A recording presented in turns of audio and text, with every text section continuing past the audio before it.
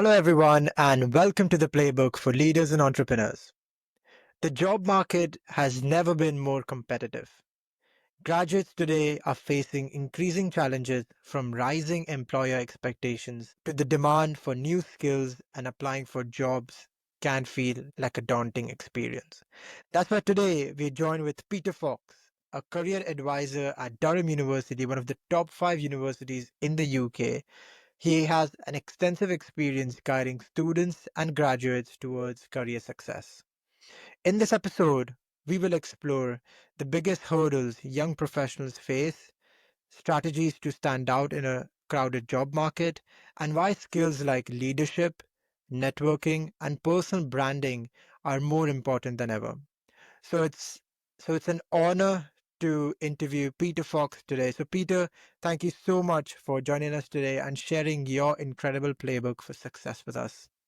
Hi, Sid. Thanks very much. It's really great to be here. I appreciate the invite. I look forward to our conversation.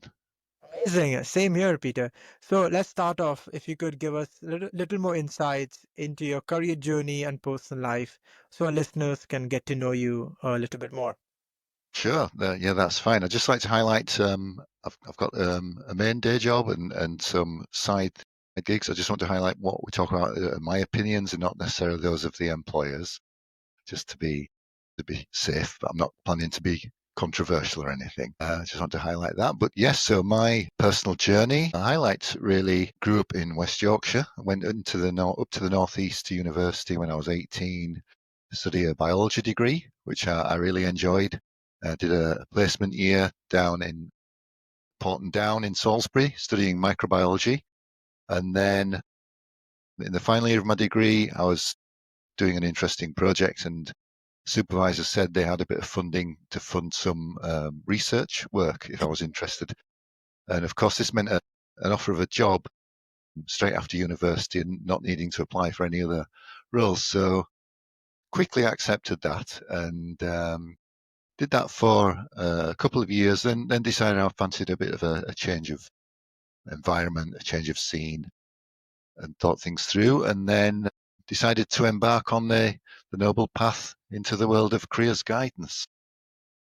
And that was in 1997. So I did a postgrad diploma and then started work in the state sector as a careers advisor in Darlington, working in schools, colleges. There was an emphasis then as well on working with a group of people that were categorized as not in employment, education and training.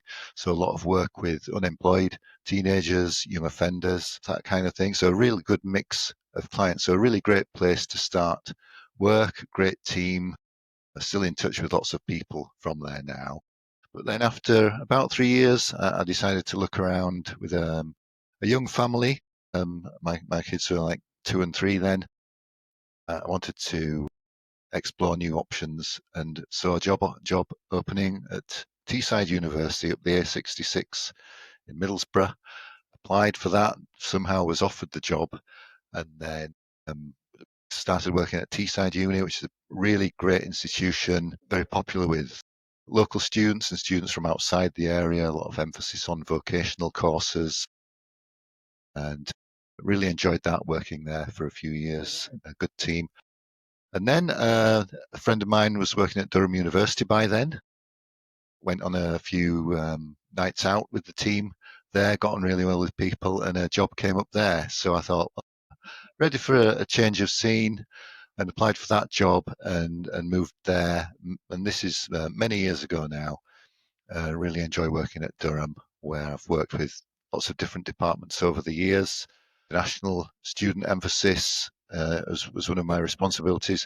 More recently, made a bit of a switch to focusing on the science faculty students, so students from lots of different courses, different countries, different interests, and that's where I am now. So that's my career in a nutshell. My sort of personal life. I've mentioned my kids already. They're now grown up, independent. They studied in London, and I've got a son and a daughter, both working down there now. Very proud of them both. They're doing things they enjoy, really kind, considerate people. So I'm very, very great to visit them and them to come and visit me as well, obviously. And I mean, now, so obviously I've got lots of free time. My kids are up and away. I enjoy my job, and it's nice, sort of predictable hours, and enjoy my responsibilities. So I have time to do other things as well. Now, big part of my life is health and fitness. Really important to me. Love exercise since I was, a young teenager, competing in athletics, and still trying to keep fit through running and strength training nowadays, along with things like really enjoy cooking, which is uh, key if you're a keen exerciser to get the food right, get the balance right. Plenty of rest, watching films, reading, that kind of thing. So all in all, very good. Still live in Darlington with my wife. So Amazing. life's not bad. I'm a very happy person. Yeah, and it's so good to have you here, Peter. Once again, thank you for joining. And Thanks. yeah, good. And it's Durham University. I studied there and I miss Durham as well. So Good. definitely nice one. Good So place. let's start with the question right away. I have a question for you that is, what are the biggest challenges students and graduates face when entering the job market today? Very good question. And a lot of challenges out there facing students and graduates. I think one is, well, numerous factors really. The key one is the competition for jobs. So I think there's a lot of people going to university nowadays, which is definitely a good thing. But a lot of people chasing not just graduate jobs, but internships, placements, which often lead to graduate job offers as well. So lots of competition there. I think people put themselves under pressure to make a decision because there's so many different options out there. So students can go in multiple directions. Whatever they've studied, they've got a good mix of different possibilities in the job market.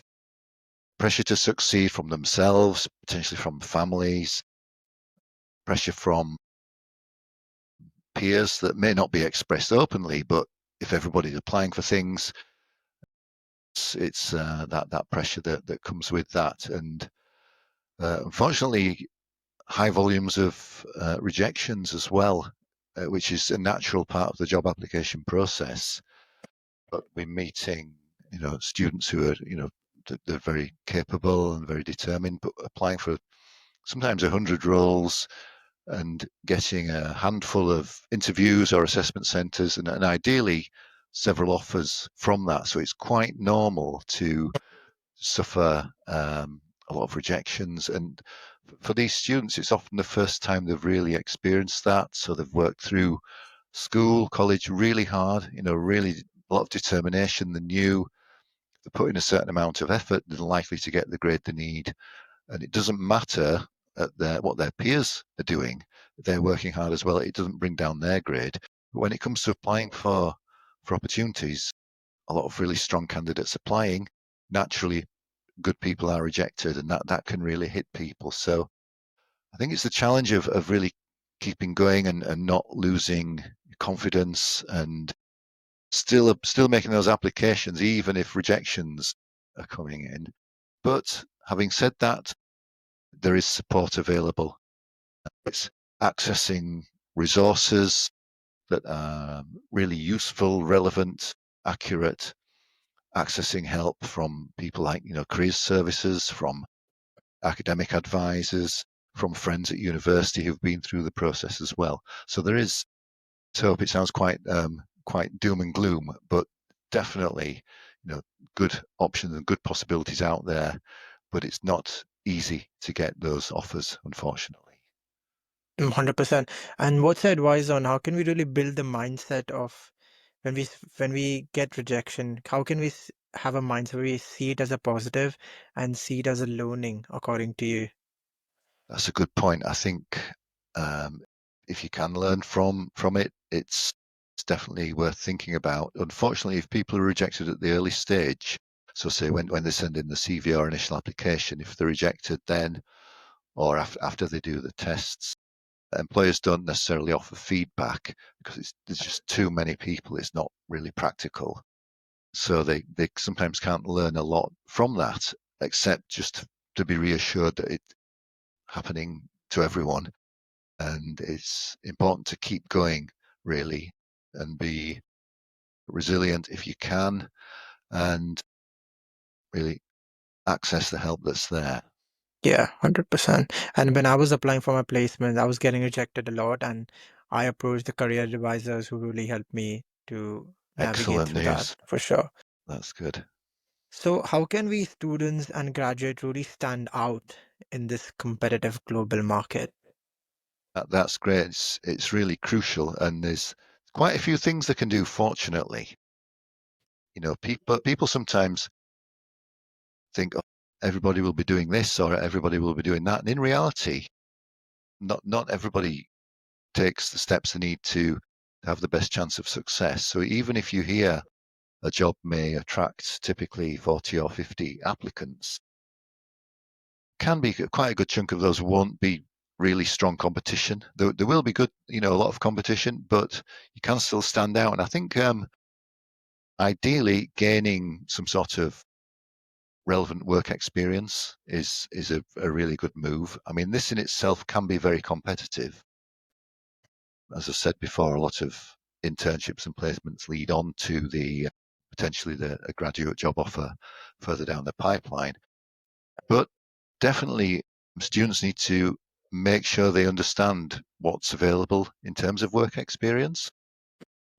We at Durham we offer a lot of support for people applying for things, but we also have some incredible opportunities that are exclusive to our students that are partially funded sort of from money, often donations from alumni. So there's an opportunity to develop relations with local companies, and some of those opportunities. There's inclusive opportunities relating to particular characteristics sometimes or underrepresentation. So some fantastic work going on in our work-based learning team to promote those and to encourage those. So definitely check that you're aware of all the different possibilities. Also, there's some great online learning opportunities you can undertake. We subscribe to a platform called Forage, and that is an opportunity to complete various exercises and tasks that are set by employers. And then that is assessed by an AI tool. And that is, and then you do receive a kind of credit for that. You can highlight that on your CV. So it's a step in the right direction, even if you can't have a practical in-person experience. So that's definitely worth checking. I mean, another really good thing to do, I think, is to check, in terms of selecting modules on your course for the future, do explore the modules that give you the opportunity to engage in activities that mimic the working world. I think what's particularly useful are modules that include projects, maybe working in a team to overcome a challenge, answer a question, solve a problem.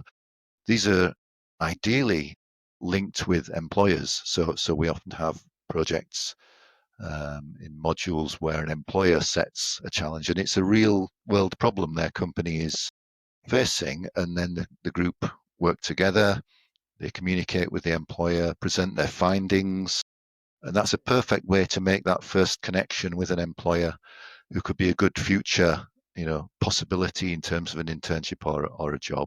So selecting modules that include some element of that ideally. I mean, I know that they won't be available on all courses because of the nature of the discipline, which is fine.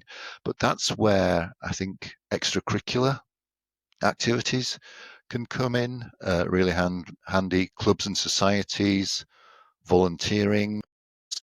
Some societies exist that based around particular occupations. So we have some that are very focused on consulting, for example, which are all about solving problems in teams. So people from any degree can get involved in that kind of thing and really gain some great experience. And those do link with real employers in the local area. So that's something to watch out for as well.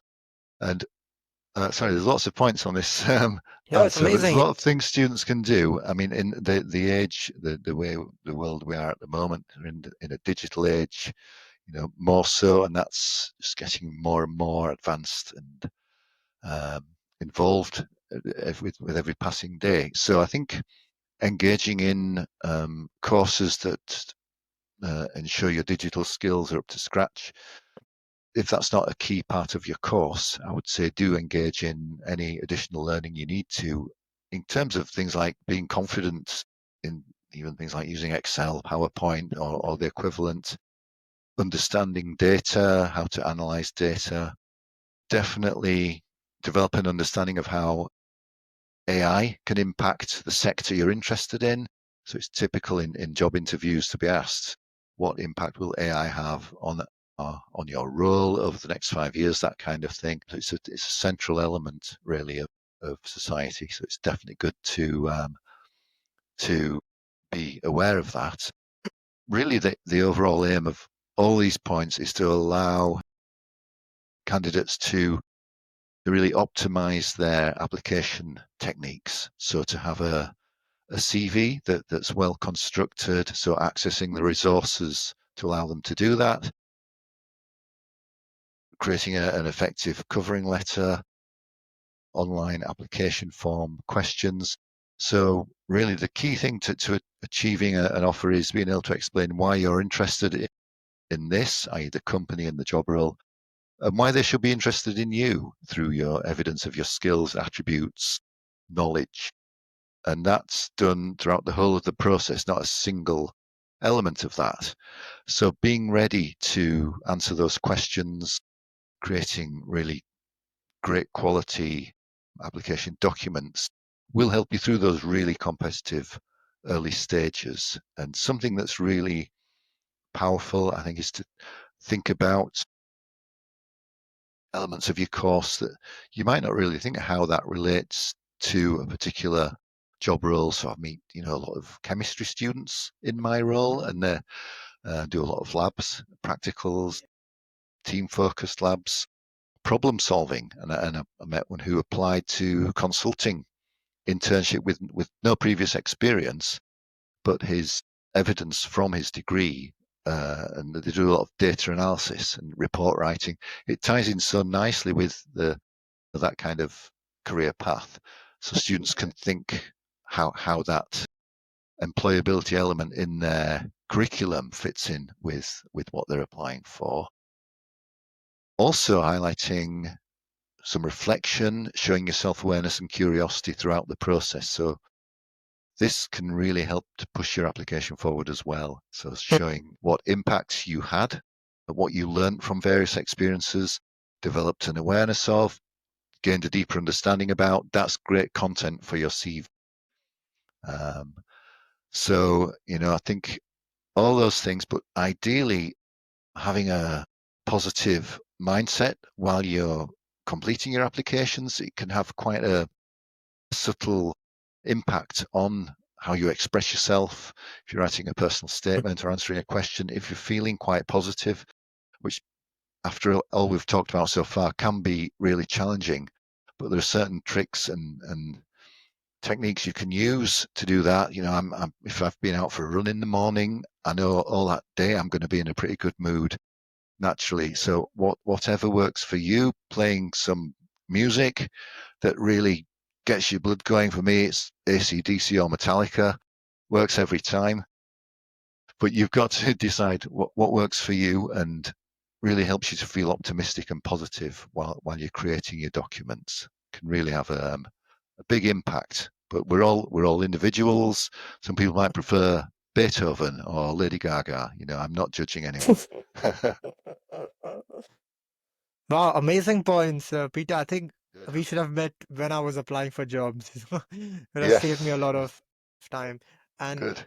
so many key takeaways, like you mentioned, the university career website as well has so many job applicants. And you mentioned about having a positive mindset. I think that's key when you're applying. And I will also link the AI tool that you mentioned in the show notes. So for our listeners, you want to practice the test, you can do. And actually, I want to ask you a question. When we're applying for jobs, some students apply for like four application and they put their heart and soul into it, while some apply for like as many as they can.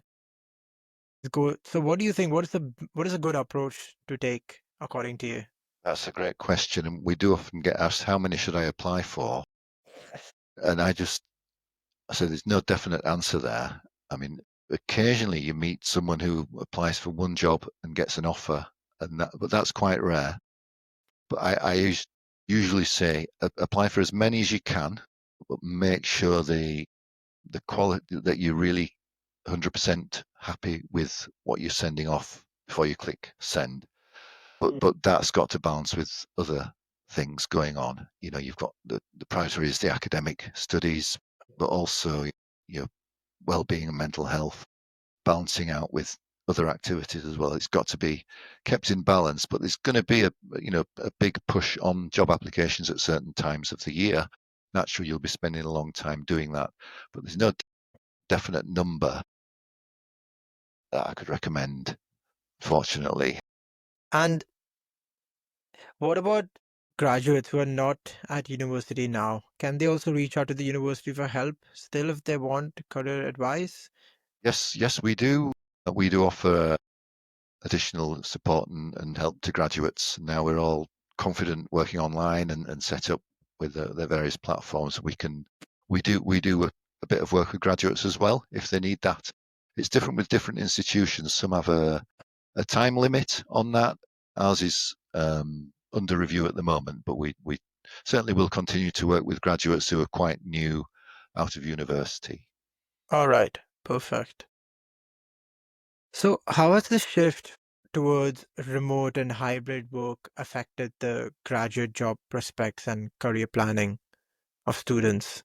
Yeah, that's a good point. I think it's affected everyone. It's definitely, I mean, we work hybrid in the Careers and Enterprise Centre, and it works really well for me. And I often say to my colleagues, can you imagine going back to driving in 5 days a week, arriving on time, never leaving before 5? You know, if anyone left at 10 to 5, people would be thinking, what on earth are they playing at?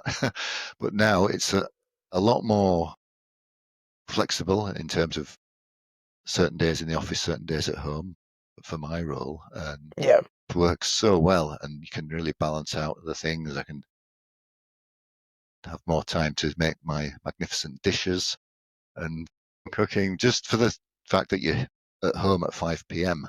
on those days, and you can Yeah. close the laptop and go downstairs and start chopping some onions. But generally, it's not all about me, though, is it? For graduates, I think it definitely varies by employer. I believe a lot of employers, if it's feasible, they offer hybrid working, and they know that that's what the candidates want a lot of the time. So it's a bit of a balancing act in terms of the power. I believe obviously the employers have the ultimate power in terms of offering the jobs and recruiting people, but if they want to keep people and their competitors are offering favourable terms and conditions, just like always, they'll have to listen to what their staff want to do, as long as it makes the business effective and it allows people to perform effectively in their role and develop and grow and become more and more competent as time goes on. So I think it does vary really between employer, but I think they want to get the balance right, really. Yeah. I think many companies are offering the hybrid work setting, I believe. So yes. And also, do you have any examples of less obvious experiences students have had that help them stand out or get an offer? That's a nice question, and it's always interesting to meet students and learn more about them. I get a lot of energy doing appointments and doing talks and things like that, and interacting with students. And you're right. I think employers say we want you to be yourself on the application, but then people think, what do they really want? What are they looking for? But I definitely think it's good to be honest and genuine on applications. But I've met lots of interesting students over the years, and a few sort of stick in my mind that I always remember and talk about when I meet other students. And for example, I met when they say be yourself, I met a student who was fascinated by flags and the history, the design of flags. And I had to look this up. It's actually called vexillology. That's the real name for it. And he could identify and describe over 100 different flags. If somebody said, Wow. say Tanzania, he would be able to describe it. Or if you showed him a flag of a certain country, there's a good chance he could describe it. And he said this came up in a job interview, and he was talking to the employees, and they were really interested just because they'd never seen it before. And I think I do often hear employers say, when we talk to them at events and career fairs and things like that, they say they really like candidates who are very passionate about their studies, but also equally passionate about anything outside the studies as well, whatever it is, or it's sport or music or hill walking or flags. And Yeah. they really like to hear about that and that enthusiasm and the passion. And even if you think it's a bit irrelevant, that can be a way to be remembered in an interview in a good way. And I think the funniest ones I heard was a, a person he'd been on a gap year in Australia before he was a student, and he was applying for internships, and he had on his CV 6 months as a kangaroo herder in Western Australia. And I said, "Tell me more about this." And he said, "Oh, I didn't know if I should put that on the CV or not." I said, "It sounds fascinating," and he told me more. And he was actually flying a gyrocopter on a kangaroo farm, which is like a little helicopter, Wow. rounding up the kangaroos along with some of the other people there. And he said it was really difficult because you can't hover in a gyrocopter; you can only go forward or left or right. So he said he crashed a couple of times, but because he stuck with it and he showed his determination, the owners of the farm gave him a lot of respect and said a lot of people can't cope with that, and became very competent. And I said, get the detail on your CV. It's it's amazing and it's very interesting. And he did that again. He told me it was highlighted in the interview as well, and they were fascinated as I was by it, really. And I think sometimes, another memorable thing is it's good definitely for students to be open to looking at different sources of information or different situations to actually secure some sort of internship potentially, or to learn more about a graduate job. So don't just depend on talking to people who come to our fairs or do talks and presentations at Durham, which we're very grateful for. We get a really good mix of different sized companies, different sectors. But I was talking to a student once, and they were really into bridge, the card game bridge, which I know nothing at all about that, but they were playing in an online competition against a team. This was outside the university, just a separate team they were in. And it was like a online tournament where they went into separate rooms to play different rounds, and then the winners would play the winners, that kind of thing. And their game finished early, and she got chatting to one of the people that she was playing. Oh, what do you do? And things like all this. And she was a physics student, and this person she was playing was a physics grad from somewhere else, but he was in a tech consulting firm, and he's just saying, "Oh, we're recruiting interns actually at the moment if you're interested." So she sent a CV and got an offer of an internship there just because she happened to be playing on an online bridge competition. So it's jobs just pop up all over the place when you least expect them to. So it's good to be open-minded, definitely, about that, about how you find things. explore all the options. That's the key. Yeah, very well explained. And being yourself makes us stand out anyways. Good point. So, how important it is for Gen Z workers to build personal brands online using platforms like LinkedIn and social media, and how can they use these platforms effectively for career growth, Peter? Because nowadays social media is rising, and so many career opportunities are there on LinkedIn and social media. So, I want to know what's your advice on this one. Very good. Yeah, I mean, I'm a big fan of LinkedIn, definitely, Yeah. and I definitely recommend students create an up-to-date, accurate account with the details of. Yeah, Sorry. even employers who are now in a company, even if you're progressing within that, make sure you're updating your LinkedIn for sure. Good point. That's good advice as well. So that's definitely good, and it does allow you to highlight, your experiences and your um, course you've done and your extracurriculars, but also you can follow various companies, and if they post anything, it will come on your timeline or in your notifications. So a company might only indicate they have an opportunity on LinkedIn to avoid the costs of advertising elsewhere. So it's definitely good to have that presence. I mean, other platforms as well can be useful, and there's some are very popular. I think it can depend on what you're applying for, and if that's a feature of a certain sector or role, things like marketing and PR, quite public facing.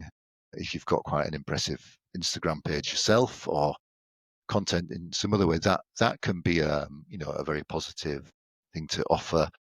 For other roles, maybe very corporate roles, finance and business, may not be as important really to have an Insta page or that kind of thing.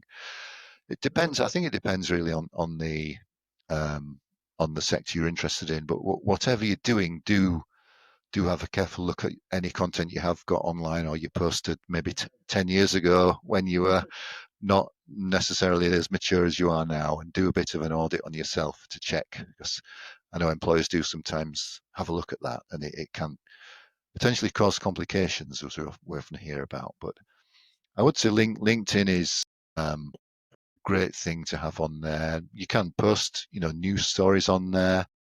I think it's good to be quite selective. Don't oversaturate the platform with what you had for lunch and how this some sort of incredible story. Keep it good quality and impactful, really, so you don't dilute your brand, so to speak.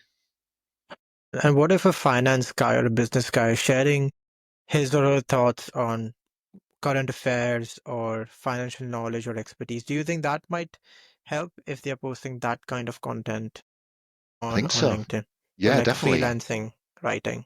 That sounds really good. I think that can be a very positive thing. Certainly, it's sort of a way to show your portfolio of your knowledge and your motivation for sharing that, and report writing and analysis skills, research skills. So that's a great point. The extra things you can post on there, the blogs, can all be really useful. It's just another potential point in your favour that could bring you an interview above the competition. So anything like that would be a good addition, I think.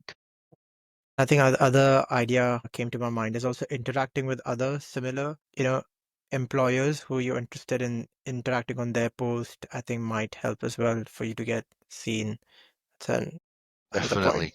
Yeah, yeah, that's a good point. I mean, I met a recruiter. I can't remember where she was from, but she posted she was visiting Durham to do a workshop, and she was there a couple of hours early, and she posted on it was Twitter at the time, now X. Um, I'm here in Durham to the workshop.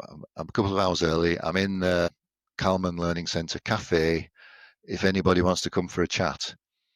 Okay, because some students were very switched on and following her as a recruiter for this company, they saw that, and four students went and met up with her, and she bought them a cappuccino or something, and had a really good conversation about the company, what they look for, And that's the kind of thing that can just push you ahead. They could connect with her on LinkedIn, and she would probably watch out for their applications once they came in. So if you can actually communicate and interact with someone before you apply, that's what it takes to be above the other 100 CVs that they're receiving, and that can be definitely worth doing. 100%. And another question on what's your advice on if we are talking to a recruiter face to face, what interpersonal skills we should develop as students or leaders that we come across well? Yeah, Any that's a good advice on that that? no, that's good. I mean, this is great because we often are asked, what should I do at the career fair? What should I say? That kind of thing. And so definitely, if you think there's an opportunity to meet and potentially talk to an employer, recruiter, definitely do your research on the company if you're interested in them, why you're interested in them.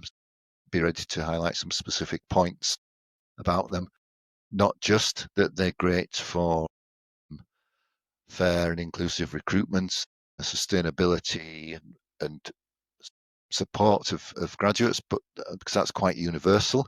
Specific projects they've worked on, outcomes they've had, clients they work with, and why they interest you. So be ready to cover those things. But I think just being friendly, polite, and ready to shake hands, showing your curiosity, having some questions ready if you're in the process of applying. Say what are the key things you look out for in a good application, and just show that you really want to get the most out of the interaction and give yourself a good chance of success while creating a positive, friendly impression, I think. Great point. Yeah. I think I was gonna ask you a question like, should we like connect with that recruiter after as well? Maybe set up a coffee catch up if we met them in person. Do you recommend that or it comes off too pushy according to you? I definitely recommend connecting. Yes, yes. I mean, it's okay if you're in the meetings. You could say, "Is it okay if I can send you a connect request?" And I'm sure they'll say yes. If they don't want to connect, they'll just ignore you. But they probably will connect because they really want to attract, the strong candidates, someone who's motivated to monitor their account or follow them and take any opportunity to meet up and converse is likely to be a good connection. I mean, it's already possible that students will have connections in various companies anyway. So if you might be at university and join a club or society in your first year, get to know some of the second, third, or fourth years there.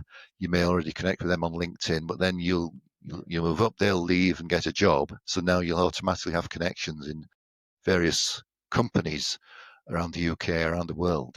Yeah. So it's really powerful. I mean, in my experience, our alumni are very positive, happy people, such as your good self. Thank you. I think because on the whole, people have a great time at Durham University. It's a great place to be a student. Outstanding careers advice is available, but 100%. I think then when they leave, if a student contacts them, the first feeling is Durham University student. Automatically, I had a nice time there. Yeah. Quite a positive response. If you really disliked where you studied, you might not want to know anything about it. You might want to distance yourself, unfortunately. But generally, from Contact Alumni, we do insight events where we have panels of alumni online sharing their experiences, and it's quite easy to find speakers who are keen to come and talk about what they did at Durham, what helped them succeed, what they're doing now, how to make that transition. So definitely connecting with alumni is a good approach, and connecting with recruiters as well. Good thing to do. Yeah, so many great points, Peter. Thank you for sharing. 27 years of knowledge squashed into an hour, just about. And I think now let's deep dive into leadership and business as well. So, how do you define career leadership and why is it important for students to develop leadership skills early? That's a good point. Now, I don't know if I'm the right person to ask this, as I've never managed anyone in my life. I've never been in that position, but I'm happy with where, the path I've took. Obviously, you become aware of this working with students, and I think it varies really in terms of the role that people are interested in, and often you do see leadership as a skill that employers look for. Even if a graduate or an intern moves into a role, they're not immediately managing others. It's a lot longer term prospect really for the employer. They will become the leaders and the managers of the future in their organisation as they naturally progress and move up. So they do look for that potential, I think. But sometimes students get a bit worried and think I have to be the captain of the hockey team, or I have to lead this society or that society, and that's certainly a really good thing to do. But I think good leadership can be simply about supporting someone through a process, sharing knowledge you have that other people don't have, so that they're then enabled to complete a task successfully. So it can be quite subtle in how it's demonstrated, and employers are open to a variety of types of evidence relating to this. So you don't have to suddenly, get promoted within a society or whatever.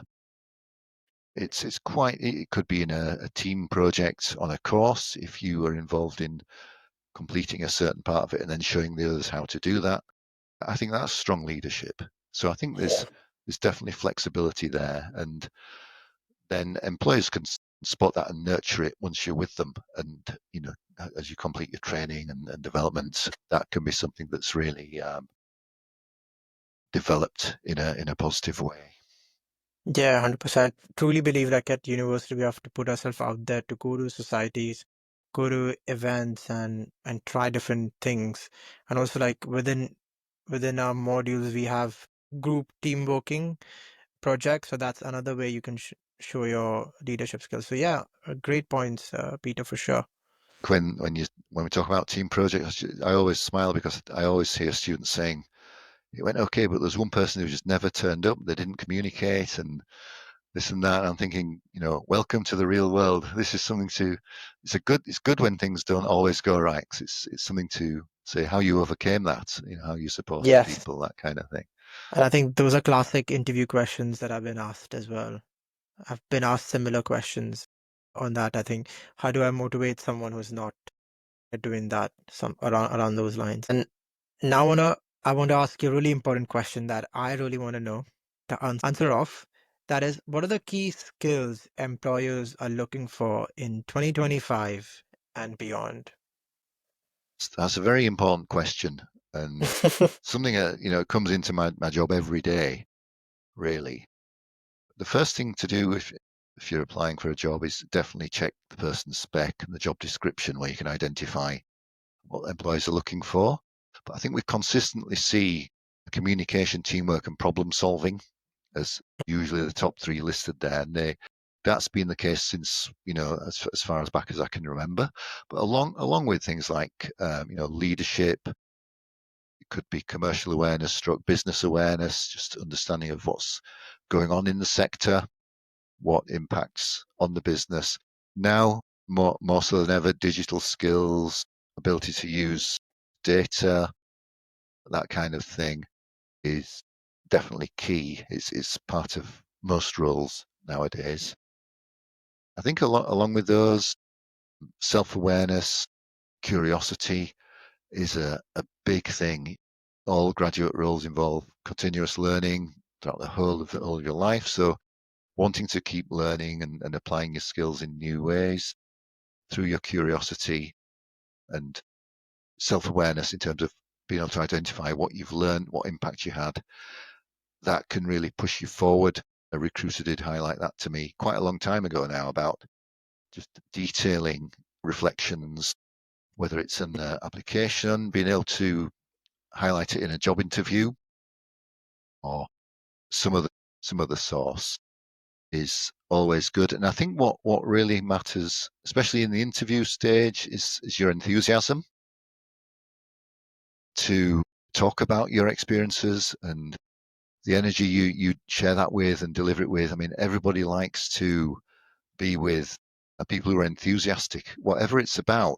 It's just so much better to be around people who are positive about their experiences and what they like to share. And I was talking to my son recently, and he said he really loves to talk to people who they might be talking about a hobby or interest they've got, and he might have no interest in actually pursuing it himself, but he loves it when they have great enthusiasm for that and they get really passionate about describing that. And I feel the same. I really like that as well, to hear that kind of enthusiasm. And in an interview, sharing in that way, that highlights the employer that you know you're likely to be a good addition. And I don't mean you have to be an actor, but being genuine and showing your motivation, I think is key to success, really. Definitely. Great answer again, Yeah. Peter. And we briefly touched on networking, but I want to know, what role does networking play in career success, and how can students effectively build their professional network? That's good. Yeah, it's a good point. I did go off on a bit of a tangent earlier, but I think it should be emphasised. It is important to be able to network. Again, it's something people get a bit nervous about and find Yeah, it a bit scary. But it's just really talking to people, making a connection with them. humans at the end. Right. Correct. We're all human after all. So I think, I mean, for some career paths, it's absolutely essential, and that tends to be the ones that don't necessarily have a sort of a formal entry route and a traditional route. So things like in the TV, film, media world, where it's a bit more about often get your foot in the door, make a good impact as a runner for a week, build some connections, get to know people, and they'll remember you the next time, and do it that way. Um, and I mean, I think for any career path, it is good to build your network, and it'll help you along the way. But for some, I think it's more important than others. And I actually said to a student the other day, if you connect with someone and get into their network, you're then only one step away from all their connections. Until Nice one. then, those people might as well not exist, because you don't know who they are, they don't know who you are. So it's building that network is it's good to help you develop. But as we said earlier, if you're quite proactive, or wherever you are, if you're studying somewhere else, connecting with your fellow students, especially those who are a bit older, you'll automatically have that network in place when you're further down the line in terms of your studies, maybe looking for advice regarding an application or an interview, that kind of thing. So that can be really, really positive.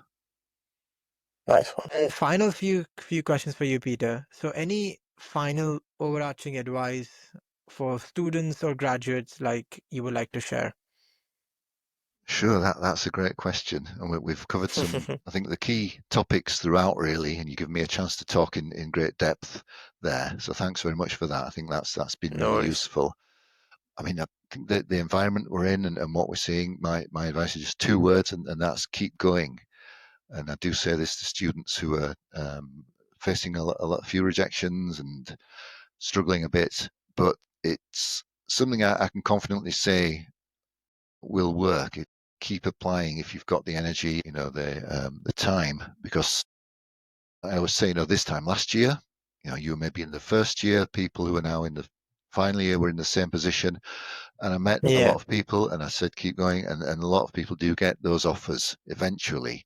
It just takes time. So that's a key thing. But definitely, say seek support if you need it. It could be from the careers centre, from our resources, from one of my colleagues in a different team. But definitely, if you're feeling overwhelmed, miserable, get some support from the welfare teams. There's a brilliant setup at Durham. We've got counselling service open to all students, but also welfare officers in the colleges, throughout the college system. Also, I was interested to find out the other day, there's in the different clubs and societies, most of them now have a welfare officer.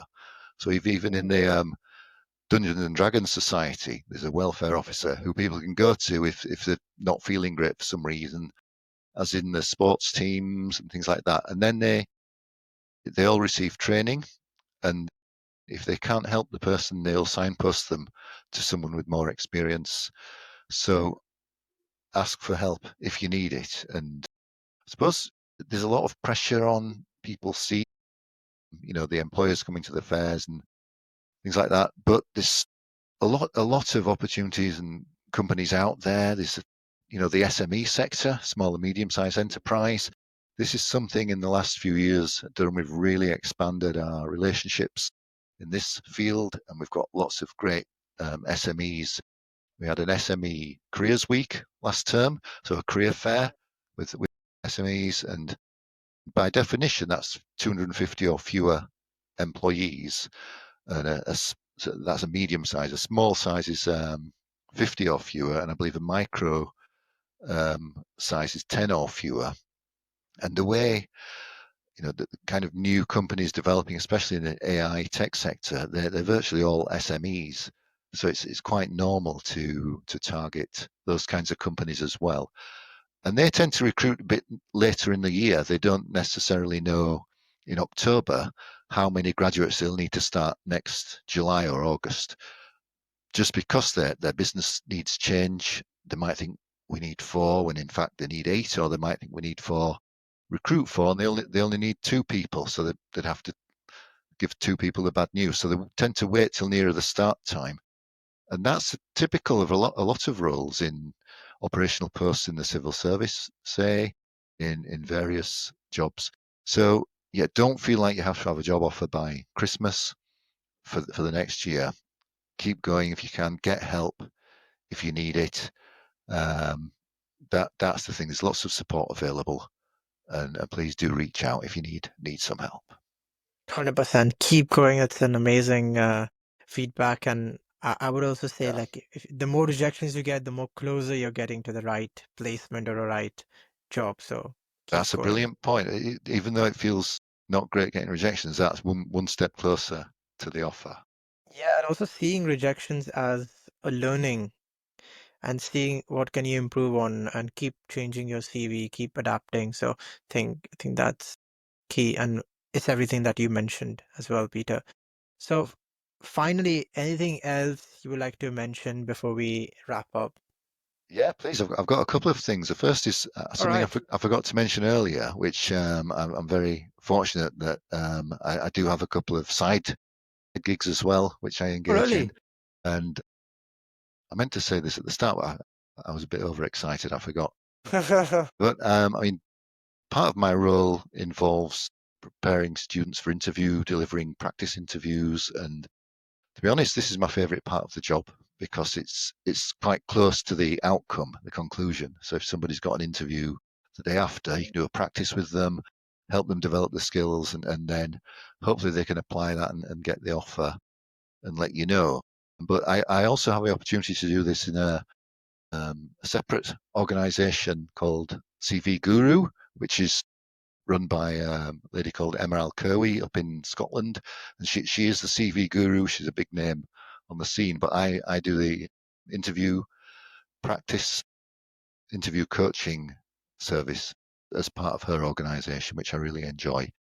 And this is quite different to my day job in that it's mainly with adults, so people who are, I don't mean the Durham people are children, but this is people who are quite a few years into the career path, all sorts of different sectors.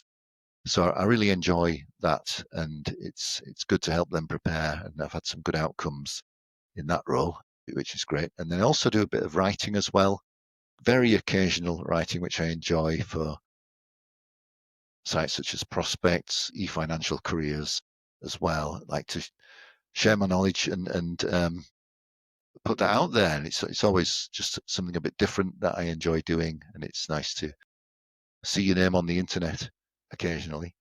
Um, so those are extra bits I do on the side. Although I'm never overwhelmed. I don't do loads of extra hours. It's just more of a little bit of extra holiday money, to be honest. It's nice. And then the second thing I wanted to talk about is quite different and separate but really I'm a long-term blood donor, blood platelets and plasma donor for the NHS. All Really, right. really, really enjoy this. I just wanted to mention it and really promote this as an option for people if they're interested in finding out more how to get involved in this. You can look on blood.co.uk, and it's just a fantastic way to volunteer. It's a very time efficient way to make such an impact. You literally do save and improve lives. You know, people who've had accidents, difficult childbirth, people who are getting treatment for cancer, their capacity to produce blood cells and platelets diminishes because of the chemotherapy and various treatments. And that's people all ages, you know, babies with cancer. Yeah. You can't argue with that really, can you? And I wanted to show you, I was very honoured to receive my 100 donation Wow. commemorative coin a couple of years ago. So they really do make you feel special when you hit those milestones and send you nice certificates and key Wow, what a rings great and thing to whatnot. do. So if anybody wants to do that, please do it. You won't regret it. You've got to make that first donation to make all the others possible. So do think about that. Blood.co.uk. Have a look today. Nice. Thanks for letting me promote that. I really appreciate it, Sid. No, no, all good. It's for a great cause, so no problem. Your answer made me think of a question now to ask you because you mentioned interview skills. So I have to ask you, what makes a great interview with someone? What skills are needed to develop to have a great interview or to succeed in it? Yeah, that's a good point. I think that the main way to succeed is really just lots of preparation, and that means being ready. I mentioned the points earlier, being able to explain why this job, why this role, and why you. So why you want them, why they should want you. And if you can answer those questions confidently and quite flexibly, I think you'll be ready to do a good interview. So, you know, why this company, very specific, unique points to them. So, you know, we've all heard of the big four, the big professional services firms. It's important, say, if someone's in an interview with PwC, to be able to explain specifically why PwC that wouldn't relate to Deloitte or KPMG or EY. So specific projects, topics, that kind of thing. Why this job, you know, why this role, that can often flummox people a bit. They get a bit stuck with that. But the employer's just really testing your knowledge of what the role involves so that you're aware of actually what the responsibilities are. But being able to explain why you feel you could be successful, you've got the potential to become successful in that role by your previous experiences, your knowledge, by awareness of what impact that role will have. So a good way to do it, I think, is people sometimes struggle. And I say, imagine if that job just disappeared overnight and everybody who did that job somehow disappeared overnight. That role wasn't there anymore. What would the impact be? So say with, you know, with we're talking about PwC, say professional services tax advisors, their clients wouldn't be able to access advice on tax, so they wouldn't necessarily be able to check that they were paying the right amount of tax, too much, too little. It might jeopardize the company's success. They might be at risk of prosecution. You know, say that role helps companies to operate within necessary legislation to pay the right amount. That kind of, so it's just showing your awareness of the role. And then why you, that means being ready to give evidence of the skills they're looking for, the attributes. A lot of people are aware of the STAR method, Yeah. situation, task, actions, and result for each separate skill or attribute they're looking for. But also, talked about a bit already today, reflect at the end. What did you learn from that experience? But you do need to be flexible within that as well. You may not be asked for specifically, tell me when you communicated well, tell me when you worked well in a team. It could be, what do you think are the three skills that are key to success in this role? So you need to be ready to talk through those in that way as well. And that, that's assuming the employers will use a competency Yeah. approach. More are moving away from that. Well, some are moving away from that into there's obviously technical interviews, which are long term being used for assessing someone's ability to explain technical terms and concepts, especially if they're going into a STEM role. But some employers are also using what's called a strengths-based approach. And this sounds similar to competencies, but it is in fact quite different. And it's more about assessing what you're naturally good at and what you enjoy. Okay, so you get questions in the interview such as what gives you energy, what motivates you, what's a successful day in your opinion. And it sounds like are you at some sort of self-help group or something like that with those kinds of questions? Really thinking deeply about yourself and what your interests are and that kind of thing. And employers really want you to be honest, just explain things. And I've met a few employers who use this and say it's really useful for getting to know people, checking they're the right fit for the organization. And that can be harder to prepare for because there's an infinite number of questions, different questions they could ask. But for that, I do advise people just to really maybe print out their CV and just really have a good look at everything on there and slowly work through it and think, what did I enjoy about that? What did I do well? Whether it's a module they've done, volunteering, a job they've had, that kind of thing, just so they're ready. That information is there, ready to use in their mind when the interview comes. It's more of a conversation, and students sometimes I talk to them about this, and they look a bit worried. But in a study that was carried out, an employer used both competency and strengths-based, and the people who did the strengths-based interview on feedback said they actually enjoyed the experience more, gave a real account, honest account of their motivations and their interests, and got to know the recruiter quite well through sharing, their insights rather than really sort of memorizing an answer, which is good. It's good to be prepared. Employers are thinking sometimes, is that the real person? Is it, how do we know about this? But the strengths-based approach, you can really quiz people and drill down and get that information out of them. So, sorry, that was a long Quite answer. interesting. But Yeah. yeah, adequate preparation. There's plenty of information online about these things on things like the Prospects website, Target Jobs, for Durham Yeah. students, our resources as well. Um, and we have an online tool where you can do a practice AI.